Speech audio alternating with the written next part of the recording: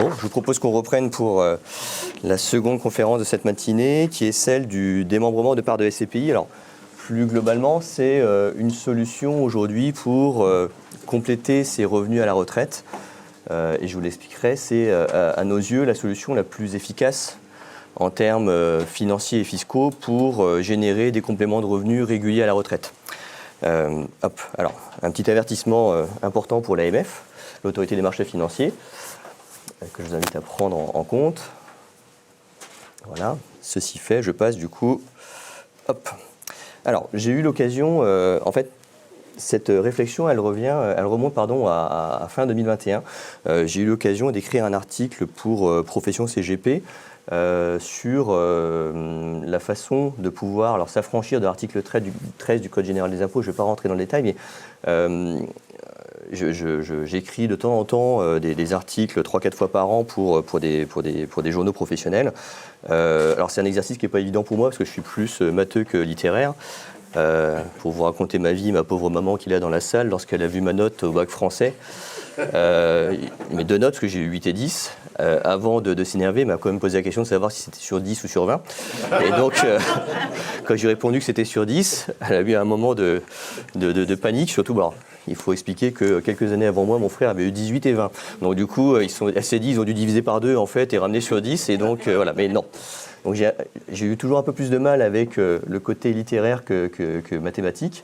Par contre, les chiffres me parlent. Et donc c'est vrai que j'ai plus de facilité à analyser les choses. Donc quand je dois écrire des articles, c'est pas forcément un travail facile pour moi. Mais c'est un travail qui est extrêmement utile parce que c'est l'occasion de prendre un peu de recul par rapport au dossier et de réfléchir aux stratégies à plus long terme. Donc je m'efforce de faire ça 3-4 fois par an. Et du coup, à l'issue de ce travail-là, on a poussé le raisonnement avec l'ensemble des collaborateurs du cabinet, que je remercie aussi, qui du coup ont apporté leur pierre très intéressante à l'édifice et qui permet maintenant d'avoir des solutions intéressantes. Donc je suis parti d'une idée qui nous a permis de déboucher sur quelque chose de plus global que l'on développe depuis l'année 2022 et qui fonctionne très bien et qui du coup, je pense en tout cas, est apprécié de nos clients à qui on a pu le proposer, notamment au cours de l'année 2022. Alors ça s'adresse principalement à celles et ceux qui sont encore en activité, qui idéalement sont à 10, 15, 20 ans avant le départ à la retraite. Donc tout le monde ici présent n'est pas concerné, mais en termes d'efficacité, ça va apporter des choses extrêmement intéressantes. L'idée, en fait, c'était de savoir comment sortir de la trésorerie de sa société au moindre coût fiscal. On en a un peu parlé hier avec le professeur Ovas, et je vous disais, je reviendrai aujourd'hui sur la question, puisque quand on est à la retraite, qu'on a capitalisé dans sa société comme on l'a préconisé, il va falloir ressortir de la trésorerie. Et la question qui se pose, c'est de savoir comment faire pour sortir cette trésorerie avec le moindre coût fiscal, avec la meilleure efficacité sur le plan financier. Donc je vais vous apporter une première réponse sur cela, je vais vous détailler. La question qui se pose également, c'est de savoir comment placer dans sa société la trésorerie que l'on accumule dans les meilleures conditions financières. Les deux sont intimement liés. Et après, je vous expliquerai comment est-ce qu'on a développé cette stratégie de constitution, de complément de revenus à la retraite et de planification. Et enfin, je vous ferai un élément de comparaison avec d'autres solutions traditionnelles que vous connaissez, je pense, à peu près toutes et tous, qui sont les contrats Madelin, les contrats PER, les plans d'épargne retraite PERCO, etc. Tout ce que vos assureurs et vos banquiers viennent vous vendre, les opérations de défiscalisation, etc. Et donc là, on a comparé avec ces solutions plus traditionnelles pour voir quelle était la meilleure des solutions. Alors, rappel des solutions qu'on a vues hier pour sortir de la trésorerie de sa société. On le disait, on a une première des solutions qui consiste à faire une distribution de dividendes. Donc ça, on l'a évoqué hier avec le professeur Ovas. Cette distribution de dividendes, elle va être taxée aujourd'hui à 30%. 30%, c'est depuis l'instauration de la flat tax par Emmanuel Macron. Cette distribution de dividendes à 30%, aujourd'hui, est un peu moins taxée qu'elle ne l'était encore auparavant. Maintenant, ça reste un coût quand même qu'il faut supporter si on décide de faire cette distribution de dividendes. On a d'autres possibilités que l'on évoquait hier également, qui sont de faire des donations au préalable de parts avec réserve d'usufruit ou en pleine propriété, qui vont permettre de gommer une partie de la fiscalité et de payer moins que 30%. Mais ces opérations vont s'appliquer à partir du départ à la retraite, idéalement, et aujourd'hui, on n'a pas forcément de visibilité 10, 15, 20 ans avant pour savoir quelle sera la fiscalité applicable dans 10, 15 ou 20 ans. Et donc, monter une stratégie qui repose sur une fiscalité qu'on ne maîtrise pas à l'avance, c'est prendre un certain risque, et avec une fiscalité, encore une fois, à 30% aujourd'hui, qui n'a jamais été aussi faible sur la distribution de dividendes, j'aurais plutôt tendance à penser que l'avenir sera un peu moins favorable plutôt qu'à l'inverse, qu'on ait moins de fiscalité au cours des prochaines années. Donc c'est pas forcément une stratégie qu'on met en avant aujourd'hui. Si le moment venu, on a la possibilité de le faire, on le fera dans de bonnes conditions, mais il nous semble intéressant de se prémunir en amont et de profiter d'autres systèmes qui sont connus et qui ne pourraient pas être remis en cause en termes de fiscalité d'ici le départ à la retraite.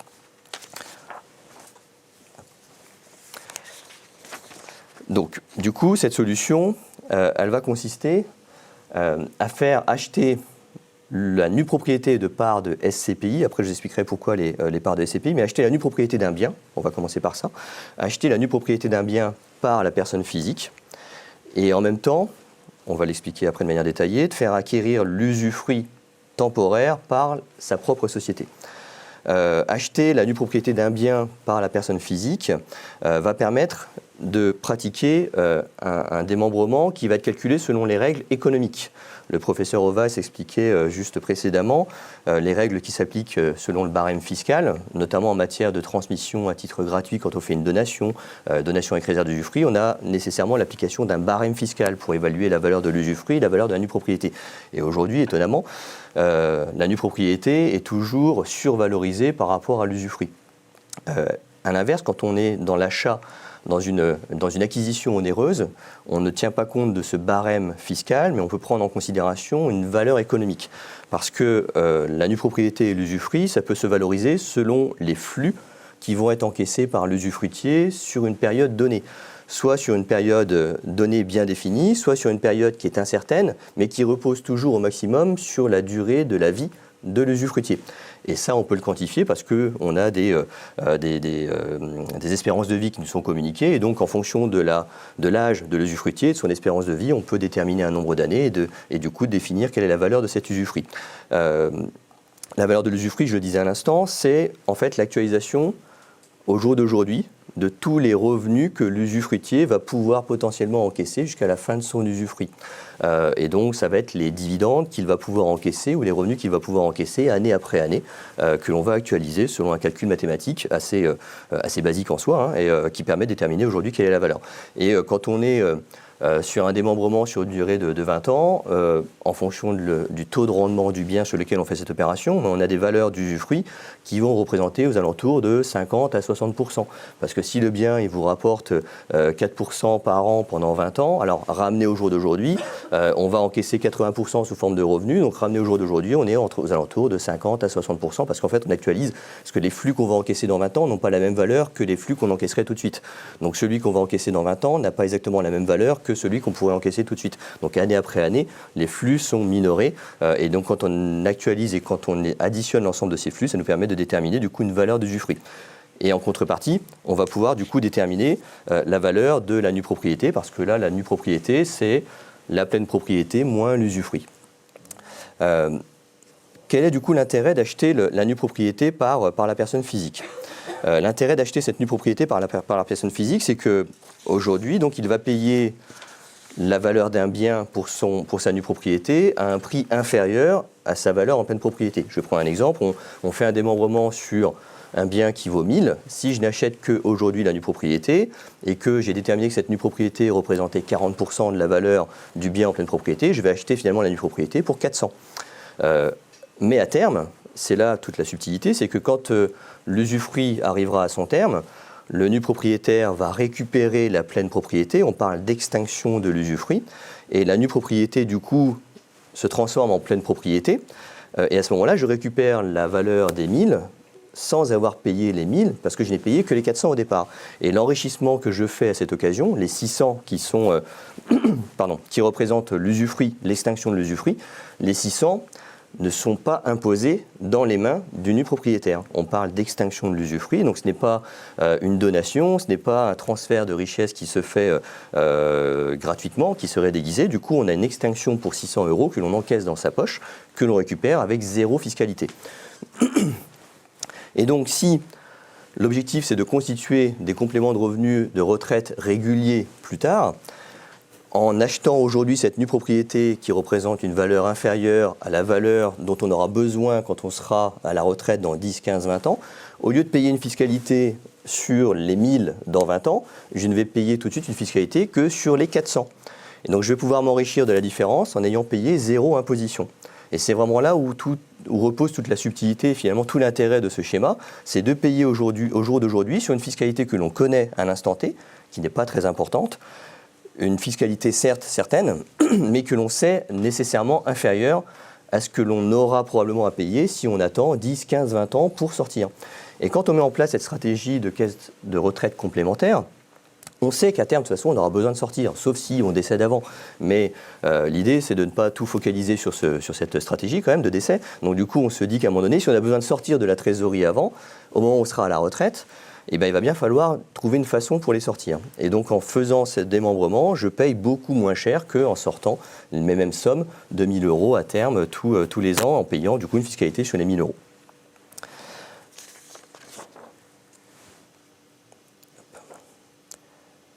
Donc, voilà. La détermination de la valeur de la nue propriété, je l'évoquais à l'instant, c'est la pleine propriété moins l'usufruit. Et donc, c'est ce qui permet, comme je le disais, du coup, d'avoir une décote par rapport à la valeur en pleine propriété. Donc, l'intérêt de l'achat de la nue propriété, je viens d'en parler à l'instant. Je citais l'exemple du coup d'un achat d'un usufruit temporaire sur 20 ans. Si le bien immobilier, par exemple, rapporte 4,5% par an, la valeur de l'usufruit sera de 60%. C'est une actualisation, encore une fois, mathématique. Et là, il n'y a pas de contestation possible parce qu'on ne fait qu'appliquer un calcul. Et donc, il n'y a même pas de risque de requalification par rapport à ça. C'est une valeur économique qui est déterminée. Du coup, la nue propriété, à ce moment-là, va représenter 100 moins les 60. Et donc, on arrive à 40. Et alors, du coup, si on poursuit le raisonnement, si j'ai acheté 40, quelque chose qui me permet de récupérer 100 à terme, mon gain financier, il est de combien? En fait, il est de 60. C'est la différence entre les 100 et les 40. Mais du coup, il faut ramener le gain de 60 par rapport aux 40 que j'ai payés. Donc j'ai un enrichissement en fait de 150% de ce que j'ai réellement mis dans l'opération. Et donc si on actualise cet enrichissement de 150% de mon achat initial sur 20 ans, ça nous permet d'avoir un taux de rendement de 4,5% là encore. Alors c'est logique parce que finalement ce taux d'actualisation, il est là pour équilibrer les intérêts financiers du nu propriétaire et ceux de l'usufruitier. Ça veut dire qu'en fait, il faut que chacun ait exactement le même gain quand on fait cette opération. Puisque si l'un gagne plus que l'autre, là, on a un risque, du coup, fiscal de requalification. On aurait pu prendre un coefficient qui soit plus en faveur de l'usufruitier ou plus en faveur du nu propriétaire. Finalement, il y aurait un transfert de richesse qui serait fait indirectement de l'un à l'autre. Et donc, du coup, si on a un bien qui rapporte 4,5%, les 150% de gains pour le nu propriétaire représentent un taux de rendement de 4,5%. Et ces 4,5%, ils sont totalement exonérés de fiscalité, comme je le disais. Donc si vous économisez au passage 40-50% d'impact fiscal, même les 30% si on est en distribution de dividendes, en réalité, vous partez sur un taux de rendement réel de l'opération qui est plutôt proche de 6% pour le nu propriétaire. Donc des placements qui vous rapportent 5-6% avant fiscalité, j'allais dire en toute sécurité, il n'y en a pas tant que ça. Et pourquoi en toute sécurité? Parce que finalement, ce gain, là, il ne va pas être fonction de ce que le bien va rapporter, il va être fonction uniquement du temps qui va s'écouler. Et on est à peu près certain que dans 20 ans, finalement, on aura vraiment cet enrichissement. Donc le gain se fait, l'enrichissement se fait grâce au temps et non pas par la prise de risque que vous faites. C'est mécanique, c'est mathématique, on est sûr de s'enrichir. Donc ça me permettra de faire le lien avec ce qu'on va voir tout à l'heure, qui est la tontine, qui est un peu le même raisonnement. C'est un enrichissement qui se fait par le temps et non pas par la prise de risque qui est faite. Donc c'est une solution permettant d'accroître la rentabilité de son placement, d'avoir une bonne rentabilité sans avoir de prise de risque considérable par rapport à ça. Est-ce que ça va jusque-là? Est-ce qu'il y a des questions sur ce que je viens de vous présenter par rapport à ce démembrement, la nue propriété? Ça va pour tout le monde, oui. Donc voilà pour l'intérêt de l'achat de la nue propriété et du coup l'intérêt pour la personne physique d'acheter la nue propriété d'un bien. Alors ça peut s'appliquer sur des parts de SCPI, ça peut s'appliquer aussi sur des biens immobiliers, mais ça me permet de faire le lien avec l'article que je vous présentais tout à l'heure.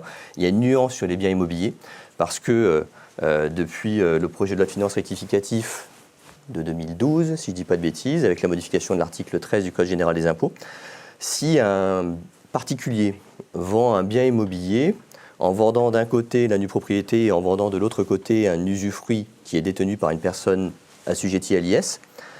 Le vendeur particulier, ça peut être la personne âgée, retraitée qui fasse cette vente, va se voir fortement imposé. On a modifié les règles fiscales et aujourd'hui, quand un particulier vend un bien immobilier en démembrement de cette façon-là, il peut être assujetti à une énorme fiscalité sur le plan de l'impôt sur les revenus et non plus l'impôt sur les plus-values. Et donc ce qui fait qu'aujourd'hui, ces opérations ne peuvent pas se pratiquer dans les faits parce que si le vendeur est correctement informé par le notaire avant de faire l'opération, il va évidemment retirer le bien à la vente parce qu'il ne va pas vouloir subir cette fiscalité. Donc il ne va pas accepter que l'achat se fasse en démembrement, en nue propriété, en usufruit. Il va vous dire je veux bien vous vendre, mais vous achetez la pleine propriété, mais vous ne me faites pas de démembrement parce que sinon moi à mon niveau je vais avoir une forte fiscalité à payer. Et en soi on peut s'interroger de savoir si c'est réellement constitutionnel ce dispositif parce que en fait votre fiscalité elle est fonction non pas de votre prix de vente mais fonction de la qualité de l'acquéreur. Et donc si vous vendez à un particulier, il n'y a pas de problème. Si vous vendez à une société, vous aurez une fiscalité différente. Sauf que vous, quand vous vendez un bien, c'est le bien que vous vendez, peu importe la personne qui vous l'achète. Ça, c'est un autre débat. Mais aujourd'hui, c'est quelque chose qui s'applique. Alors la seule petite nuance, c'est quand le vendeur, du coup, n'est pas un particulier, mais une société, lui-même assujetti à l'impôt sur les sociétés. Et à ce moment-là, on n'a pas cette forte fiscalité qui s'applique. Mais racheter des biens immobiliers à des sociétés, il n'y en a pas tant que ça sur le marché. Par contre, ce qui se pratique du coup beaucoup plus facilement, ça se porte sur des parts de SCPI. Et à ce moment-là, comme ce sont des sociétés de gestion qui commercialisent des SCPI, qui font des augmentations de capital, en fait, ce n'est pas un bien immobilier qui est vendu par un particulier, et donc on n'a pas cette fiscalité qui va s'appliquer. Et donc on va pouvoir faire cette opération de démembrement, nue propriété, usufruit.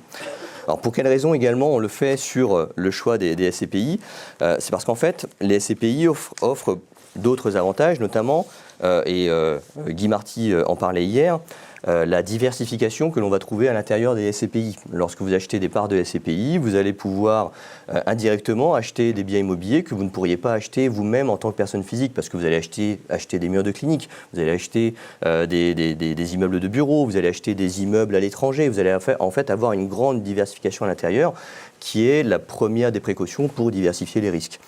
Autre intérêt des parts de SCPI, c'est que vous n'avez aucune contrainte de gestion. Et donc c'est vrai que c'est quelque chose qui fonctionne très bien chez nos clients parce que soit ils sont en activité, ils n'ont pas le temps de s'occuper. Certains le trouvent le temps, je ne sais pas comment ils font, mais en tout cas, la plupart de nos clients n'ont pas le temps de s'occuper des biens immobiliers qu'ils gèrent. Ils préfèrent exercer leur activité plutôt que de passer du temps à gérer les problèmes de locataires. Et donc via les SCPI, on n'a pas ces problèmes de contraintes de gestion. Autre sujet également, c'est que via les SCPI, la société de gestion va s'occuper de tout. Elle va faire l'acquisition, les travaux, la revente des biens. S'il faut aménager le patrimoine en cours de route, elle va pouvoir du coup revendre des biens pour en racheter d'autres. Et vous, à votre niveau, vous allez encaisser des revenus qui seront à peu près stables dans le temps. Qu'il y ait un locataire ou deux ou trois qui ne payent pas le loyer, ça n'aura pas d'impact parce qu'en fait, vous avez des centaines de locataires à l'intérieur de la SCPI et finalement, la société de gestion va être là pour lisser le loyer qu'elle va distribuer chaque année et donc elle va pouvoir mettre des sommes en réserve certaines années qui ont été plus favorables pour faire face à des années qui seraient moins favorables et finalement, la performance, le loyer qui est distribué est très régulier dans le temps. Donc ça vous permet, vous, en solution pour générer des compléments de revenus, d'avoir quelque chose qui est parfaitement adapté. Parce que l'objectif, finalement, quand on est à la retraite, c'est de générer des revenus réguliers qui permettent de faire face à ses besoins. Peu importe, j'allais dire, la valorisation à la hausse ou à la baisse de la part de la SCPI en tant que telle, l'essentiel, c'est que vous puissiez encaisser régulièrement vos revenus, que ce soit de façon mensuelle ou trimestrielle. Donc c'est pour ça que le choix de la SCPI est intéressant pour cette opération. Alors, en parallèle, du coup, maintenant, on va voir l'intérêt, là aussi, de cette opération de démembrement pour la société en tant que telle, parce que l'achat de la nue propriété se fait quand on est encore en activité. On n'est pas encore à la retraite. Et je vous le disais, idéalement, il faut le faire 10, 15, 20 ans avant le départ à la retraite, c'est ce qui fonctionne le mieux. Si c'est plus, c'est encore mieux.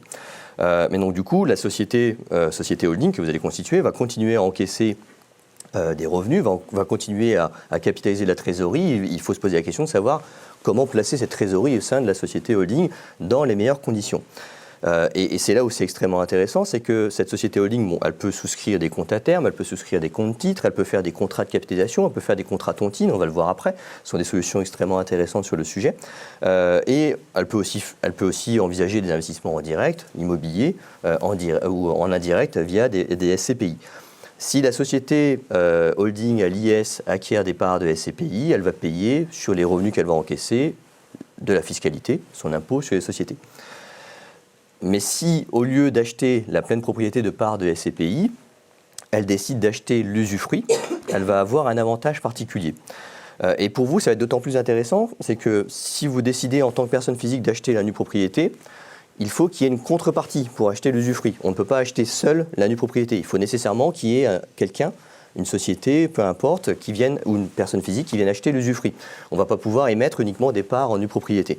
Mathieu Floch l'évoquait hier, au niveau de leur société, ils proposent justement, ils ont des fonds qui n'acquièrent que l'usufruit de ces parts de SCPI, parce qu'il y a beaucoup de demandes en fait, il y a beaucoup d'investisseurs particuliers qui souhaiteraient acheter la nue propriété sans avoir la contrepartie en usufruit en face. Donc il y a des fonds qui sont spécialisés, qui offrent une solution. Mais évidemment, offrant une solution, au passage, ils prennent des frais et l'efficacité n'est pas pleine pour l'investisseur. Là, en l'espèce, si vous faites acheter la nue propriété par la personne physique et l'usufruit par votre propre société, finalement, vous résolvez automatiquement votre problématique de contrepartie, puisque vous allez avoir dans le même bulletin, dans la même opération d'achat, un nu propriétaire et un usufruit. Donc on peut en acheter autant qu'on veut. Et la société, du coup, holding, qui va acheter l'usufruit temporaire, va profiter d'un avantage sur le plan fiscal. Alors pourquoi est-ce qu'elle va profiter d'un avantage sur le plan fiscal? Parce qu'en fait, elle va pouvoir amortir la valeur de l'usufruit qu'elle va acquérir, parce qu'en fait cet usufruit est sur une période donnée, c'est une durée qui est définie à l'avance, 10, 15, 20, 30 ans, et comme cet usufruit au terme s'éteint, comptablement et fiscalement, et là ça a été rappelé à de maintes reprises, on va pouvoir finalement amortir, c'est-à-dire diviser sur le nombre d'années de l'usufruit, le prix d'achat de l'usufruit. Si j'ai acheté 100 000 euros un usufruit sur 20 ans, je vais diviser les 100 000 euros sur 20 ans et tous les ans, je vais passer un amortissement correspondant à cette somme annuelle. Et cette somme, du coup, venant en amortissement sur la société, elle vient en diminution de ses propres résultats. Et ça permet en fait de minorer l'impact fiscal et d'avoir un gain fiscal au niveau de la société. Alors je vais vous montrer ensuite un calcul et un exemple concret pour que vous puissiez mieux comprendre. Je vous ai ici fait un exemple du coup de... Alors j'ai pris un exemple de 100 000 euros justement, un démembrement de parts de SCPI sur 100 000 euros avec un achat qui se fait en démembrement sur 20 ans. La personne physique acquiert 40%, donc 40 000, et la société, elle, va faire l'achat de 60%, 60 000 euros. J'ai pris l'hypothèse d'un rendement annuel de 4,5%. On est sur des parts qui valent du coup 100 euros la part, donc 1000 parts de 100 euros chacune, et donc tous les ans, on va avoir 4,50 euros par part qui vont être encaissés. L'usufruitier va encaisser la totalité des revenus, même s'il n'est que simple usufruitier, c'est lui qui va encaisser la totalité des loyers, évidemment. Le nu propriétaire, de son côté, comme il n'encaisse aucun revenu, il ne va pas avoir du tout de fiscalité. Il n'aura rien à déclarer pendant toute la phase de démembrement. Donc c'est ce qui lui permet de ne pas avoir de fiscalité à payer. Donc la société, elle, va encaisser les 4,50 euros par part tous les ans. On a pris l'hypothèse d'un taux d'IS à 15%, parce que comme le rappelait le professeur Ovas précédemment, on a un taux d'IS à 15%, un taux réduit qui s'applique jusqu'à 42 500 euros de bénéfices annuels. Alors, en termes de flux, je ne sais pas si vous verrez tous au fond, si ça va, c'est assez clair. Donc on va avoir des revenus la première année de 4 500 euros, et j'ai pris une hypothèse de revalorisation, comme vous l'avez vu, tous les ans des loyers. Et on va du coup pouvoir passer mon amortissement des 60 000 euros sur 20 ans, donc 3 000 euros par an pendant 20 ans. Et donc cet amortissement de 3 000 euros va venir se déduire des revenus encaissés. Donc je vais avoir du coup la différence, 1 500 euros pour la première année de revenus taxables à l'IS. La dernière année, j'ai 2 436 euros taxables à l'IS. À 15%, ça me fait 225 euros d'IS à payer et 365 euros en dernière année. Donc j'encaisse en réalité 4 500 euros et je ne paye que 225 euros d'impôt sur les sociétés. C'est là l'effet fiscal intéressant. Sur le plan de la trésorerie, du coup, je vais avoir au niveau de la société un revenu net de fiscalité qui va être égal à la différence. 4 500 moins les 225, j'arrive à 4 275 euros de revenus nets encaissés la première année. La dernière année, je suis à 5 000 euros. Sur les 20 ans, au total, je vais pouvoir reconstituer entre les mains de ma société 93 000 euros. C'est-à-dire qu'elle aura mis au départ 60 000 euros et elle va encaisser 93 000 euros sur toute la durée. Et là où c'est intéressant, c'est de déterminer du coup quel est le taux de rendement de l'opération. Combien en réalité j'ai gagné en termes de taux de rendement actuariel, en taux de rendement interne sur cette opération-là. Hop. Et donc on a un taux de rendement qui du coup ressort à 4,47 parce que j'ai un léger frottement fiscal. Et donc ça me permet de refaire le lien avec ce que je disais tout à l'heure. C'est le même taux de rendement que mon nu propriétaire qui du coup il était aussi à 4,5% en net de fiscalité. Là je suis à 4,47% en net de fiscalité dans cette hypothèse. Donc on a bien équilibré l'intérêt du nu propriétaire et de l'usufruitier, ce n'est pas contestable. On ne peut pas nous dire qu'on a fait une opération dans l'avantage plus de l'un ou de l'autre. Donc 4,47 de taux de rendement, c'est correct, c'est intéressant. Et surtout, si je décide de placer chaque année la trésorerie que j'encaisse dans les mêmes conditions, à 4,5%, voilà ce que ça permet de récupérer au global. Parce que finalement, on était à 93 000 €, mais ça, c'est sans les avoir revalorisés. Sauf que ce que j'encaisse la première année, comme j'en ai pas besoin, je vais le replacer. De la même façon, si je le replace dans les mêmes conditions, les 4 000 € que j'encaisse, les 4 275 € la première année, en fait, ils deviennent 10 300 € au bout de 20 ans. Parce qu'à 4,5% pendant 20 ans, je vais faire plus que doubler. Et donc, année après année, on voit quel est le calcul réel qui se passe et le montant réel accumulé. Donc, à la fin, sur 20 ans, en fait, j'ai encaissé 148 000 €. Et donc, c'est ce qui va être généré au sein de la société holding en capital grâce à cette opération de démembrement. La société aura mis 60 000 € et elle va récupérer 148 000 €.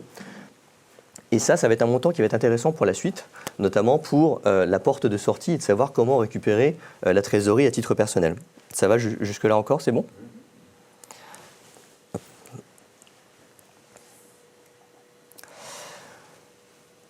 Donc avant de parler de ce point-là, du coup, je fais un focus sur ce que Guy Marty vous a évoqué hier. Je trouvais que c'était intéressant et je m'étais permis en fait de retracer cette histoire. Alors pour celles et ceux qui n'étaient pas là hier, Guy Marty a pris un exemple totalement théorique d'un architecte qui aurait récupéré de ses parents à 22 ans la somme de 10 000 € d'aujourd'hui et qui, du coup, en 72, a décidé d'investir cette somme-là, en 1972, sur l'or.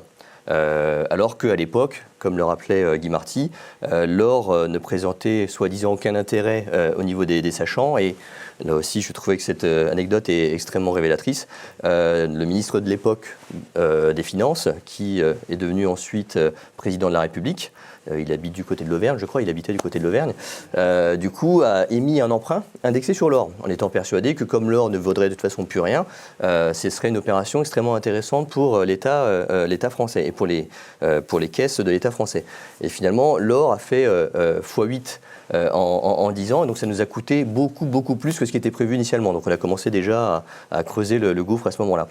Mais cet architecte qui n'y connaissait rien, du coup, a investi dans l'or. Et 10 ans après, en 82, quand Mitterrand est arrivé, finalement, il a revendu son or et puis il s'est dit qu'est-ce que je veux en faire et contre toute attente, il a décidé d'investir en actions. Alors qu'à l'époque, en 82, Mitterrand avait lancé les nationalisations à tour de bras et donc toutes les plus belles entreprises qui étaient cotées se sont vues nationaliser et donc il ne restait que les sociétés qui étaient moins intéressantes. Et là encore, les spécialistes nous disaient il ne faut surtout pas investir en actions parce que l'avenir sera mauvais que ce qui est en train de se passer. Et puis 10 ans après, on s'est aperçu que les actions avaient fait x20. Donc là encore, c'était une bonne idée au niveau des économistes et ils avaient tous vu faux en fait. Tout ce que je veux dire à travers ça, et donc ainsi de suite, etc. Et finalement, l'investisseur qui aurait été contrariant et qui aurait pris des décisions contraires à ce que tous les spécialistes évoquaient à chaque période, aurait beaucoup plus gagné que n'importe qui d'autre.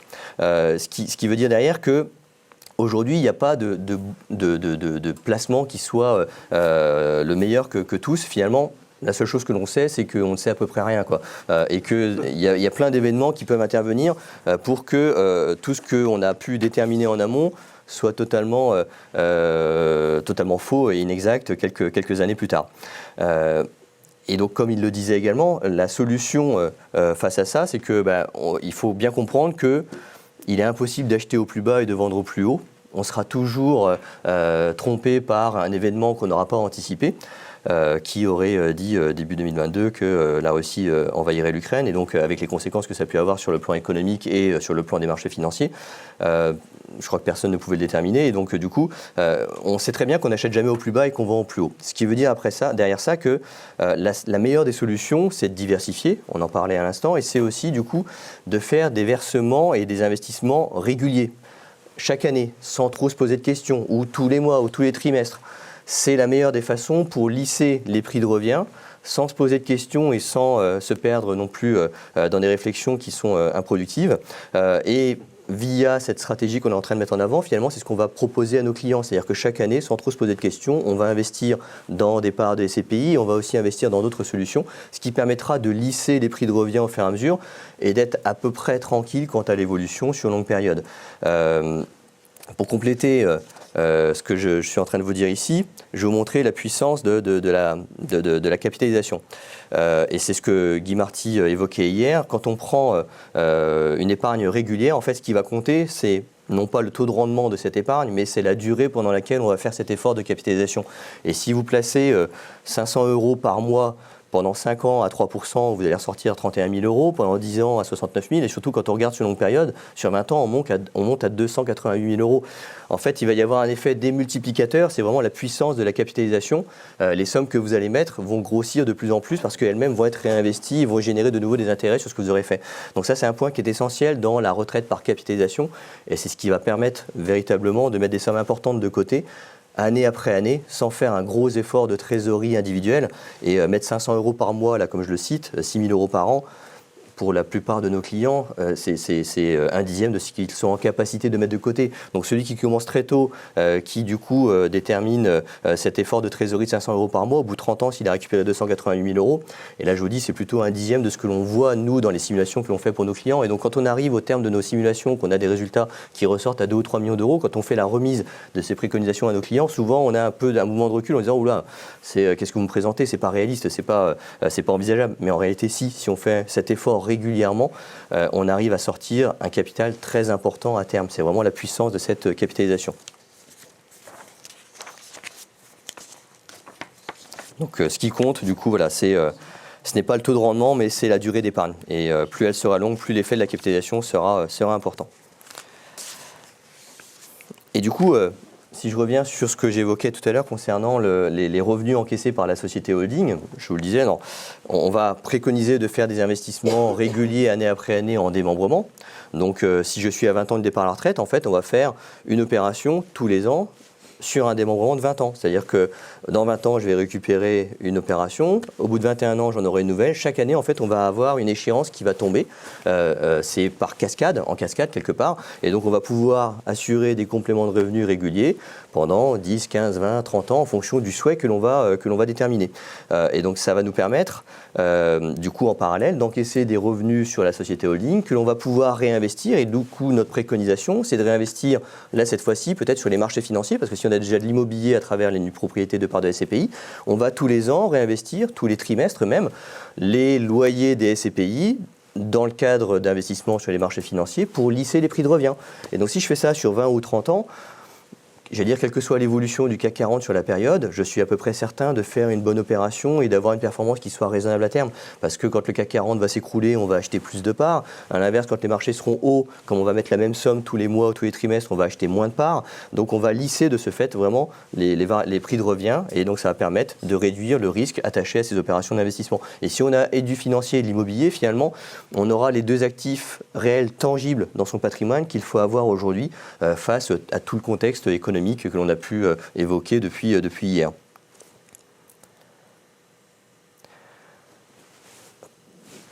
Donc du coup, on arrive sur la troisième partie qui est déterminer comment concrètement on va mettre en place ces solutions-là.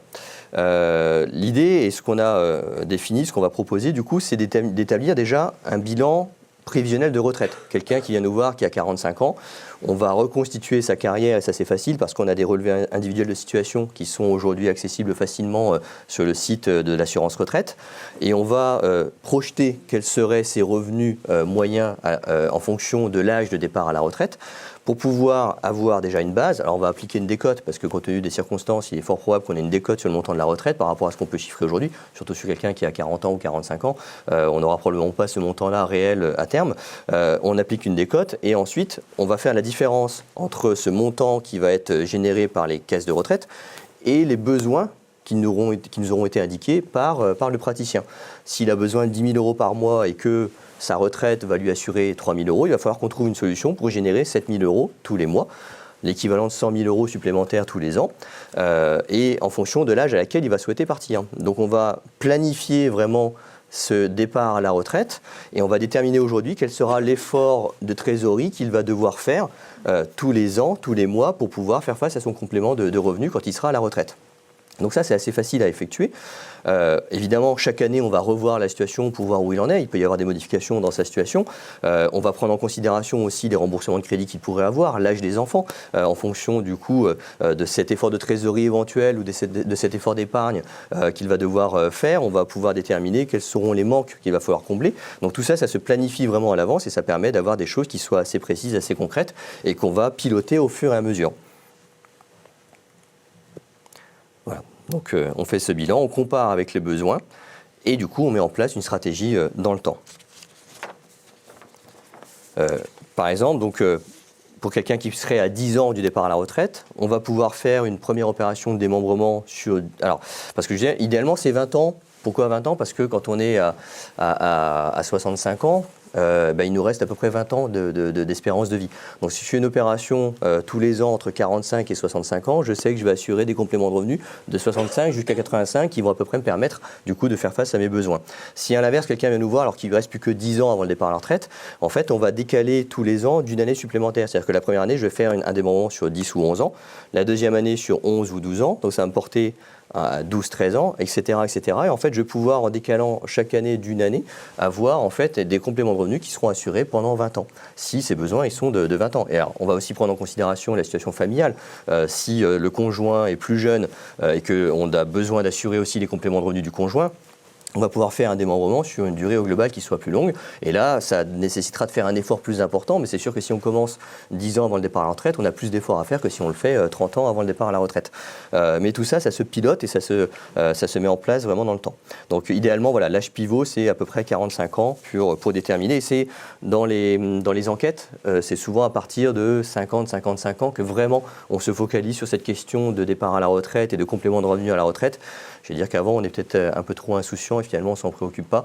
Et c'est dommage parce que quand on voyait l'effort, la puissance de la capitalisation, finalement, si on avait commencé 5-10 ans plus tôt, on aurait eu un effort moins important à réaliser. Donc, il faut encourager, je pense, chacun autour de nous à mettre en place cette épargne régulière dès le départ. Et ce sera le moins coûteux et c'est ce qui sera la meilleure solution pour combler les manques de nos régimes de retraite. J'arrive à la fin sur cette stratégie. Maintenant, je vais comparer, comme je vous le disais, les effets avec d'autres hypothèses que vous pourriez être amené à envisager. Je parlais des contrats à retraite de type Madelin ou plan épargne retraite notamment. Alors, ce sont des contrats qui sont très souvent mis en avant, évidemment. On les retrouve très souvent chez nos clients. Alors, c'est vrai que quand on est en entreprise individuelle, en BNC, et que l'on est assujetti à la fiscalité sur la totalité de ses revenus, on n'a pas beaucoup de solutions pour éviter de payer ses impôts et donc il est tentant d'aller souscrire à un produit de type Madelin. On se dit on va préparer sa retraite et en contrepartie on va bénéficier d'un avantage fiscal, ce qui est tout à fait intelligent en soi. À partir du moment où on a mis en place la SEL plus la société holding, on a d'autres hypothèses qui sont bien plus favorables que celle-ci. Pour compléter également, il faut savoir que quand on a un contrat de type Madelin ou plan épargne retraite, les sommes sont bloquées jusqu'à l'âge de départ à la retraite. Alors, non pas l'âge, mais la date à laquelle on va faire valoir ses droits à la retraite. Ce qui veut dire que si aujourd'hui l'âge légal de départ à la retraite il est repoussé à 64 ans et que vous faites valoir vos droits à la retraite à 65-66 ans, vous ne pourrez pas débloquer les sommes que vous aurez accumulées sur votre contrat avant d'avoir justement ces 65 ou 66 ans. Sauf que si à titre personnel vous souhaitez ralentir au cours des dernières années, voire même arrêter avant 65 ans parce que vous en avez marre et que à 60 ans vous dites j'en peux plus, je veux arrêter, vous ne pourrez pas débloquer ces sommes-là. Il faudra attendre encore 5-6 ans pour pouvoir le faire. Donc vous allez avoir des sommes importantes potentiellement qui vont être bloquées et que vous ne pourrez pas tout de suite récupérer. À l'inverse, dans la stratégie que j'évoquais à l'instant, vous pouvez très bien décider aujourd'hui de partir à 55 ans. Rien ne vous en empêche. Si vous commencez à 35 ans, vous pouvez mettre de l'argent de côté suffisamment pour, à 55 ans, déterminer que vous allez pouvoir partir à la retraite sans attendre d'avoir les 65 ans. Donc c'est vous qui pilotez la date à laquelle vous allez faire valoir votre caisse de retraite personnelle. C'est entre vous et vous, donc vous êtes libre de faire ce que vous souhaitez. Autre comparaison importante, c'est que sur ces types de contrats Madelin, PER, on a un avantage sur le plan fiscal, c'est-à-dire que les sommes que vous versez sur ces contrats ne sont pas fiscalisées. Pour dire les choses autrement, en fait, vous avez besoin de prendre des revenus pour mettre de l'argent sur ce contrat Madelin, et ce que vous prenez en revenu n'est pas fiscalisé parce que le versement Madelin vient annuler l'impact fiscal de ce revenu. Mais c'est un gain qui est uniquement fiscal. Sous l'angle des cotisations sociales, vous devez réintégrer dans le montant assujetti aux cotisations sociales les sommes que vous avez versées sur vos contrats Madelin ou PER. Donc on oublie souvent de le préciser. On oublie. Je pense que volontairement, on ne vous le précise pas. C'est-à-dire que vous devez payer des cotisations sociales qui représentent 25, 40, 45% sur les sommes que vous mettez sur ces contrats. Et donc finalement, vous avez un surcoût qui n'est pas neutre et ce n'est pas totalement exonéré, contrairement à ce qu'on pourrait nous faire croire. Là, ici, quand je suis en train de vous parler de la caisse personnelle de retraite, j'ai un taux d'IS à payer. Et après, c'est tout. J'ai au maximum 25% d'IS à payer, c'est terminé. Donc c'est toujours moins onéreux en termes de fiscalité que les cotisations sociales que vous allez devoir payer sur ces sommes. Autre point important, c'est que sur ces contrats Madelin ou PER, alors c'est différent avec le contrat PER, mais le contrat Madelin, vous ne sortez qu'en rente viagère. Il n'est pas possible de récupérer du capital. Donc d'où le plan épargne retraite qui a été mis en place, qui vous permet maintenant de sortir en capital, mais quand vous sortez en capital, vous réincorporez dans vos revenus le montant de ce capital. Donc si vous prenez d'un seul coup 50 000 ou 100 000 euros, vous allez réintégrer 50 000 ou 100 000 euros dans vos revenus imposables. Et donc vous allez monter en tranche d'imposition fortement l'année où vous allez récupérer ce capital et vous allez avoir du coup un rattrapage fiscal le jour où vous allez récupérer les sommes qui sera extrêmement important. Beaucoup plus important que ce que l'on a sur la nue propriété qui s'est reconstituée en pleine propriété lorsque vous partez à la retraite avec le démembrement sur les parts de SCPI. Vous pouvez aussi décider de mettre une rente viagère réversible sur la tête du conjoint, mais à ce moment-là, du coup, l'assureur vient minorer le montant de la rente viagère qui va vous servir parce que le risque pour l'assureur, c'est de devoir verser la rente pendant une durée plus importante parce qu'il y a deux têtes sur laquelle elle porte et donc à ce moment-là, il va minorer le montant de la rente qu'il va vous verser. Donc vous allez avoir une décote qui est liée à cette réversion. Alors que nos parts de SCPI que j'étais en train de citer tout à l'heure, vous les encaissez, le jour où vous n'êtes plus là, le conjoint va pouvoir continuer à encaisser les revenus des parts de SCPI s'il récupère l'usufruit de ces parts de SCPI. Donc on a une pérennité sur les revenus et on n'a pas de décote importante par rapport à ça. Et dernier point par rapport à cette typologie de produit, c'est qu'il repose sur la solvabilité d'un assureur. Et vous faites un pari que l'assureur sera encore là dans 25, 30, 45 ans pour vous servir le montant de votre retraite. Et si vous commencez à 30 ans et que finalement vous allez jusqu'à 80 ans, vous avez 50 années devant vous pendant laquelle il faut être certain que l'assureur ait les reins suffisamment solides pour pouvoir être toujours présent et vous verser la totalité de ce qui était convenu. Dans le contexte actuel, on peut s'interroger. Voilà, je ne dis pas que c'est impossible, mais on peut aussi se poser des questions. On a aussi d'autres possibilités que l'on voit régulièrement sur les investissements type défiscalisation. Donc là aussi, quand on est en entreprise individuelle, qu'on n'a pas de société, c'est une solution qui a du sens. Ça permet de réduire sa fiscalité. Alors, par rapport aux investissements en défiscalisation, vous en avez beaucoup de lois qui se sont succédées, Robien, Cellier, etc. C'est intéressant, mais à condition que le bien ne perde pas à la sortie, à la revente, une décote trop importante. Sauf que quand on achète des biens en défiscalisation, très souvent on surpaye à l'achat la valeur du bien parce que vous avez un avantage fiscal et finalement le promoteur qui va vous le vendre, il va profiter d'une partie de cet avantage pour monter le prix de vente du bien immobilier. Donc finalement vous payez la réduction d'impôt que vous faites et dans les faits, quand on voit au bout de 10-15 ans quelles sont les valeurs de revente possibles, on est rarement en plus-value et on a des décotes qui sont parfois de 10, 15, 20%, si ce n'est plus. Et donc on pourrait reperdre plus que ce qu'on a réellement gagné dans l'opération. Il y a des cas intéressants, on en voit, mais il faut qu'on soit sur des zones qui prennent énormément de valeur pour que la surcote à l'achat soit compensée et que le bien même ait un prix de revente supérieur au prix d'achat. Ça, 20 ans à l'avance, on peut difficilement l'anticiper.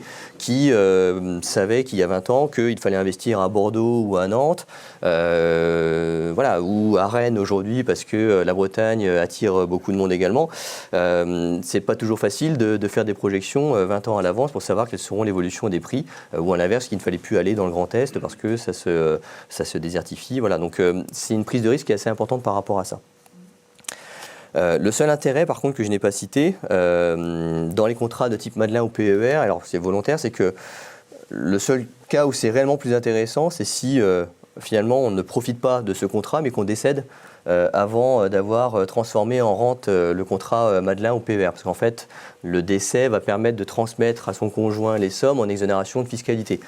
Donc ça permet de sortir tout ce qu'on a mis dans son PER, son contrat Madelin, en exonération de fiscalité. Mais vous avouerez que ce n'est pas l'objectif lorsqu'on souscrit un contrat de décéder avant la retraite. Donc du coup, c'est un cas qu'on n'envisage pas nécessairement, et en tout cas, là encore, on ne parie pas dessus, quoi. Donc, et voilà, on a une chance sur 2 que ça marche si on a 2 contrats. Une chance sur 2, en tout cas, une tête sur 2. Dernier sujet par rapport à ça, c'est l'épargne salariale de type plan épargne retraite complémentaire. Alors ça, c'est extrêmement intéressant lorsqu'on a la possibilité de le mettre en place, notamment sur les sociétés d'exercice libéral, si on peut embaucher son conjoint au sein de la société. Ça a énormément d'effets puisque vous allez pouvoir profiter de l'abondement qui est rajouté par l'entreprise sur les versements individuels. Et ces abondements sont exonérés de fiscalité, donc c'est extrêmement intéressant. Mais par contre, si vous en bénéficiez à titre personnel, il faut en faire profiter à tous les salariés. Et donc si vous êtes seul chez l'entreprise avec un salarié qui est votre conjoint, pas de problème, parce que finalement ça reste dans la famille. Par contre, si vous avez 5, 6, 7, 8, 10 salariés en dehors du cercle familial, l'effet fiscal va être fortement dilué parce que finalement vous allez récupérer 1/8 de cet effet fiscal. Donc là, on aura beaucoup moins d'intérêt à le faire. Donc il y a des cas où c'est intéressant, mais finalement en pratique, ils ne sont pas si nombreux que cela chez nos clients professionnels de santé. Voilà. Hop. Et j'arrive du coup, j'arrive au terme de cette présentation. Alors, est-ce qu'il y a d'autres questions par rapport à ce que je viens de vous dire? Je vous en prie, on a encore quelques minutes. Oui, docteur. Le PER, si on survit au-delà de la retraite, mais qu'on est tout pas, quid de notre décès Oui. Alors tout dépend de l'âge auquel va intervenir le décès. C'est-à-dire que si vous décédez avant 70 ans, ce sont les règles de l'assurance vie comme si les versements avaient été faits avant 70 ans. C'est-à-dire que si on a plusieurs bénéficiaires, qui sont les enfants, on va avoir un abattement de 152 500 € par bénéficiaire, mais qui vient se cumuler avec les autres avantages en matière de contrat d'assurance vie. Donc si vous avez déjà par ailleurs des contrats d'assurance vie et vous avez atteint les plafonds que j'évoque à l'instant, vous n'aurez pas d'avantages supplémentaires et les enfants vont devoir payer des frais de succession sur les sommes qui sont récupérées. Si c'est le conjoint, il n'y a pas de problème. Ce que je disais, parce que le conjoint, en fait, il est totalement exonéré. Il est toujours exonéré, sans limite. Donc c'est-à-dire que si c'est le conjoint qui récupère les sommes de son PER, avant 70 ans ou après 70 ans, il y aura toujours une fiscalité. Mais ça veut dire que ce n'est pas vous qui en profitez, c'est le conjoint qui va récupérer les sommes et vous n'aurez pas eu de complément de revenus à la retraite à travers ce plan, alors que c'est quand même l'objectif principal de compléter ses revenus à la retraite. Pour être tout à fait complet, si on décède après 70 ans, là, à ce moment-là, ce n'est plus du tout la même fiscalité qui va s'appliquer. Ce sont les règles des versements après 70 ans sur les contrats d'assurance vie. Donc on a un abattement uniquement de 30 500 €, quel que soit le nombre de bénéficiaires. Donc si vous avez accumulé 200 000, 300 000, 400 000 € sur votre contrat PER et que ce sont vos enfants qui héritent, ils vont avoir une taxation au titre des droits de succession sur la différence entre les 300 000 € et 30 500 €. Donc ça peut coûter très très cher assez rapidement en matière de droits de succession. Là encore, sauf si le conjoint est bénéficiaire, on a cette exonération. Voilà. Par contre, l'administration fiscale ne calcule pas comme si on ressortait de l'argent en fiscalisant. Non. En fait, c'est frais de succession et c'est tout. On n'a pas de fiscalité à l'impôt sur le revenu. Le bénéficiaire, c'est un questionnaire à la fin. Ouais, dans le bulletin de souscription, en fait, vous avez un questionnaire qui vous permet de compléter le bénéficiaire en cas de décès. Vous êtes toujours le bénéficiaire en cas de vie, c'est-à-dire que si c'est vous qui survivez à la retraite, c'est vous qui récupérez les sommes. Et on a un bénéficiaire en cas de décès qui permet d'être désigné nommément ou selon sa qualité en fonction de ce que l'on souhaite faire. En cas de vie, le retrait d'argent d'un Madelin ou d'un PER, si vous fiscalisez à la sortie, c'est fiscalisé uniquement à l'impôt sur le revenu, puisque les cotisations sociales ont été réintégrées, il n'y a pas les prélèvements sociaux qui se rajoutent à la sortie. Exactement. En fait, on va avoir deux choses. Les versements que vous avez faits. Donc, le montant du retrait qui correspond aux versements initiaux que vous avez faits. Ces versements-là sont taxés à l'impôt sur le revenu. Vous avez eu une déduction de votre revenu imposable. Donc, quand vous le récupérez, on réintègre dans vos revenus imposables. Par contre, toute la plus-value que vous avez accumulée sur le contrat, elle va être assujettie à la flat tax à 30%. Et donc là, on va avoir des prélèvements sociaux en l'occurrence. Alors, avant de prendre peut-être une dernière question, et du coup, si je reviens sur mon calcul que je faisais tout à l'heure, ça je ne l'ai pas précisé, c'est un point important. Ici, si je récupère dans ma société holding 148 000 € au terme des 20 ans, parce que dans la stratégie, la personne physique acquiert la nue propriété et du coup elle acquiert la nue propriété et du coup récupère la pleine propriété au terme des 20 ans. Mais vous allez me dire, vous pourriez me répondre à juste titre, oui, mais en fait, moi, j'ai des parts de SCPI dans mon patrimoine en pleine propriété, alors que je peux avoir besoin finalement de cash et pas forcément simplement des parts de SCPI dans mon patrimoine. Parce que si j'ai 100 000 euros de parts de SCPI dans mon patrimoine, je vais avoir grosso modo 4 000 euros, 4 500 euros de revenus tous les ans. C'est probablement pas suffisant pour compléter mon besoin de trésorerie à l'instant T. Du coup, la stratégie à ce moment-là, et c'est ce qui permet de boucler la boucle, c'est de revendre les parts de SCPI que je détiens dans mon patrimoine en pleine propriété à ma propre société holding. Je lui revends mes parts de société SCPI. Elle va pouvoir le faire parce qu'elle aura accumulé 148 000 euros. Donc elle va prendre sur les 148 000 euros, elle va m'en donner 100 000 euros que je vais récupérer en exonération totale de fiscalité. Et grâce à ça, je vais monétiser finalement mes parts de SCPI. Je récupère 100 000 euros de cash avec lequel je vis, je dépense, je fais face à mes dépenses. Ma société continue à faire vivre les parts de SCPI et encaisser les revenus. Et je refais ça chaque année, tous les ans. Donc je récupère mes 100 000 euros en cash tous les ans avec zéro fiscalité parce qu'encore une fois, ce n'est simplement que l'extinction de l'usufruit qui rejoint la nue propriété. Donc ça permet de boucler la boucle et de mettre en avant le fait que finalement, à terme, on libère du cash qui est détenu au sein de la société avec zéro fiscalité. Et ça permet également en cours de route, si au cours des 20 ans, on s'aperçoit qu'il faut revendre une SCPI parce que le secteur dans lequel on a investi n'est plus porteur, ça arrive, on l'a préconisé là, il n'y a pas très longtemps à certains de nos clients de revendre des parts de SCPI qui étaient investis sur des bureaux.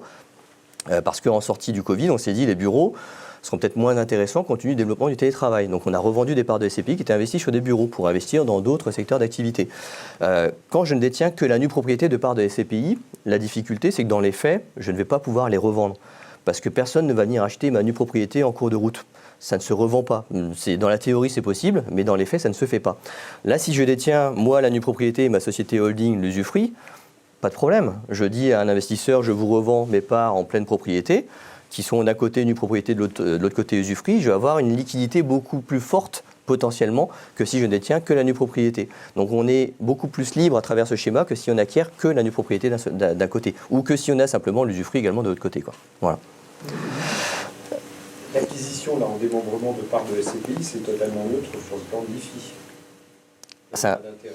Il n'y a pas d'avantage.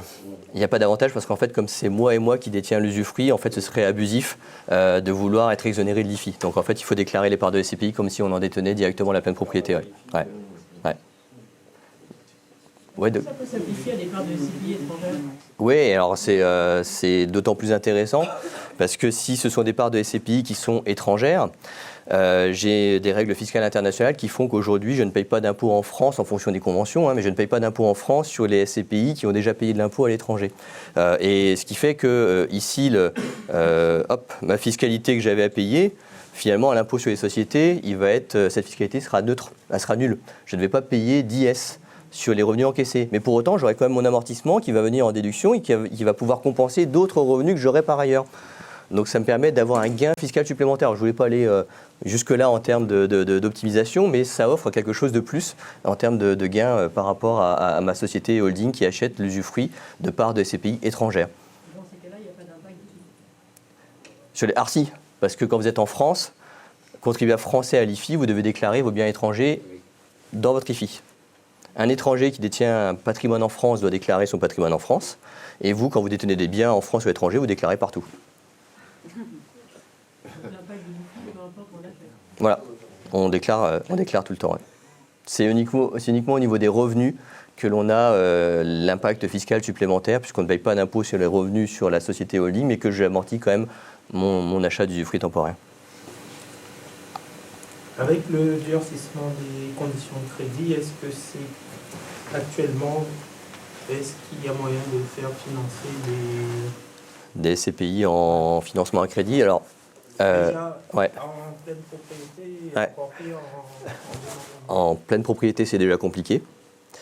En démembrement, c'est là encore plus. Et dernière précision, c'est que souvent la banque va vous demander d'acheter ses propres parts de SCPI, qui ne sont pas toujours les meilleures. Mais en tout cas, elle va vous encourager. Alors je sais qu'au Crédit Agricole, elle est très bonne de part de SCPI, mais... En tout cas, on ne finance que la nue propriété. D'accord. Mais en fait, on a l'effet de levier financier qui se fait déjà ici. Et l'idée, en fait, c'est de placer de la trésorerie que vous avez excédentaire tous les ans. c'est pas d'emprunter, parce que finalement, cette trésorerie, il faut bien la placer. Donc du coup, vous la placez dans cette opération de démembrement et on a un effet fiscal qui est celui du démembrement, un effet financier, pardon, qui est celui du démembrement, qui est équivalent à celui de l'effet de levier financier du crédit. Sauf que vous avez un avantage supplémentaire, c'est que quand vous achetez l'usufruit temporaire, vous amortissez, alors que si vous achetez des parts de SCPI à crédit en pleine propriété, vous n'allez pas amortir la valeur de votre pleine propriété.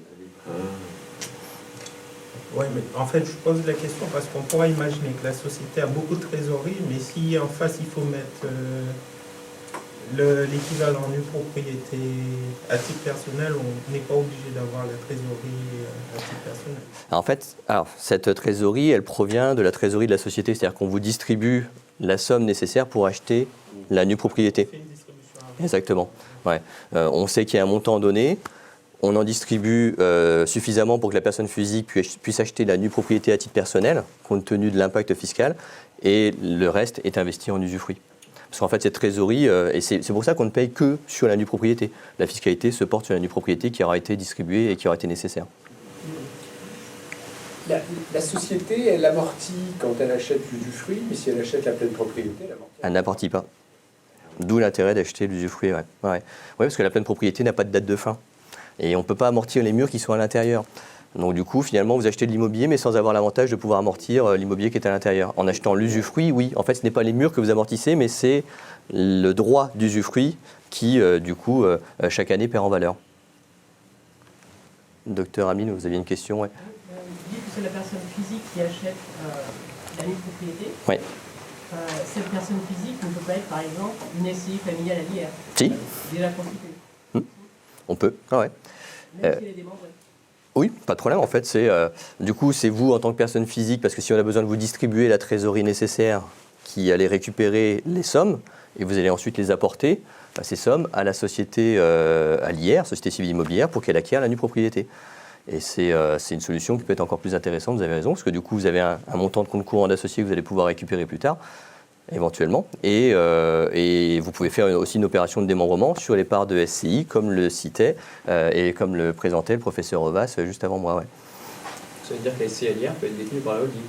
Alors là, dans ce cas-là, on ne va pas la faire détenir par la holding parce que quand je vais attendre pour la faire détenir par la holding, parce que le jour où l'usufruit va s'éteindre, si les parts de SCI sont détenues par la holding, cette fois-ci, je ne vais pas avoir une exonération au niveau du gain qui est réalisé par la personne physique, parce qu'en fait, c'est une société IS qui va récupérer une nue propriété au départ, qui se transforme en pleine propriété.